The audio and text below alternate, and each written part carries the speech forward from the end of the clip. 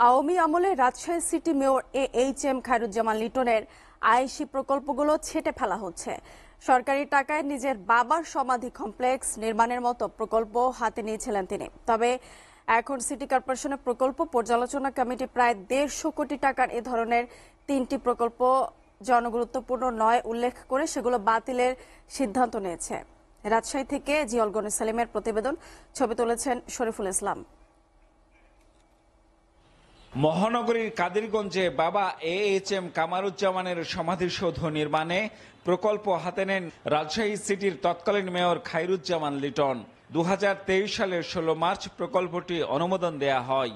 এ প্রকল্পের আওতায় সমাধিসৌধ, প্রশাসনিক ভবন, লাইব্রেরি, আলোকায়ন, সীমানা প্রাচীর, প্রবেশ গেট এবং ওয়াকওয়ে নির্মাণের জন্য খরচ ধরা হয়েছিল 28 কোটি 76 লাখ টাকা। কেবল লিটনের ব্যক্তিগত ইচ্ছায় প্রকল্পটি হাতে নিয়েছিল সিটি কর্পোরেশন। তবে 5 আগস্ট ছাত্র জনতার গণ অভ্যুত্থানের পর লিটন ক্ষমতাচ্যুত হলে সিটি কর্পোরেশনের প্রশাসক হিসেবে দায়িত্বভার গ্রহণ করেন বিভাগীয় কমিশনার। তিনি জানান, লিটনের প্রকল্পগুলো পর্যালোচনার জন্য একটি কমিটি গঠন করা হয়। জনগুরুত্বপূর্ণ না হওয়ায় ওই কমিটির সুপারিশে সমাধি কমপ্লেক্স নির্মাণ প্রকল্প এবং আন্ডারপাস নির্মাণ প্রকল্প বাতিল করা হয়েছে। ডিপিপি থেকে ছেঁটে ফেলা হচ্ছে স্যাটেলাইট টাউন প্রকল্প। যেমন যে ফ্লাইওভারটা প্রয়োজন নাই, অথবা দেখা যায় এখানে শুধুমাত্র পলিটিক্যাল ব্র্যান্ডিং এর জন্য, ব্যক্তি বিশেষের জন্য, যেমন ধরেন আমাদের জাতীয় চার নেতা এক নেতার সেখানে তার মাজার সংরক্ষণের একটা প্রকল্প ছিল, এটা এই মুহূর্তে ডিসকন্টিনিউশনের দিকে আমরা যাই। আমাদের একটা মহানগর এলাকায় স্যাটেলাইট টাউন করার তার একটা সিদ্ধান্ত নিল। আমি বলেছি এটা সিটি কর্পোরেশনের এখতিয়ারের মধ্যে পড়ে, এটা বাতিল করে দেওয়া করে জেলা প্রশাসককে জানিয়ে দেওয়ার জন্য। কেবল এরকম খেয়াল খুশি মতো শত শত কোটি টাকার প্রকল্পই নয়, 2500-এরও বেশি আওয়ামী লীগ নেতাকর্মীকে সিটি কর্পোরেশনে চাকরি দিয়ে একক কর্তৃত্ব প্রতিষ্ঠা করেছিলেন লিটন। এসব নেতাকর্মী অফিসে হাজির না থেকেও মজুরি তুলেছেন মাসের পর মাস। তবে এই দুষ্ট চক্রকে সিটি কর্পোরেশন থেকে ছেঁটে ফেলার কাজও শুরু হয়েছে। কর্পোরেশনকে বিতর্কিত করেছে, তাদেরকে ইতিমধ্যে বেশ কয়েকজনকে আমরা ইতিমধ্যে বাতিল করেছি। এই সম্বন্ধে একটা কমিটি গঠন করা হয়েছে সচিব রাজশাহী সিটি কর্পোরেশনের নেতৃত্বে।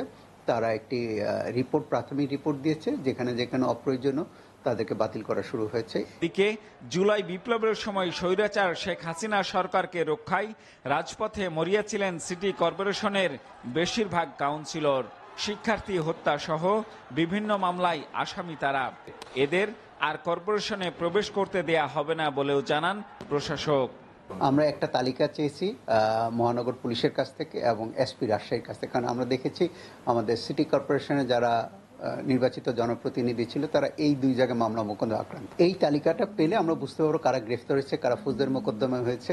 আমি পুলিশ কমিশন ব্যক্তিগত ফোন দিয়ে পর্যন্ত বলেছিলাম এবং ওসি সাহেবকে বলা হয়েছিল, আমাদের সংশ্লিষ্ট ভারপ্রাপ্ত কর্মকর্তা, যে কোনো ফৌজদারি মোকদ্দমা অভিযুক্ত যেন আমার সিটি কর্পোরেশন ঢুকতে না পারে। নগর ভবনে হামলা, ভাঙচুর, লুটপাট ও অগ্নিসংযোগের ঘটনায় মামলা করেছে কর্তৃপক্ষ। মামলাটি তদন্ত করছে পুলিশের অপরাধ তদন্ত বিভাগ CID। জিয়াউল গনি সালিম, SATV, রাজশাহী।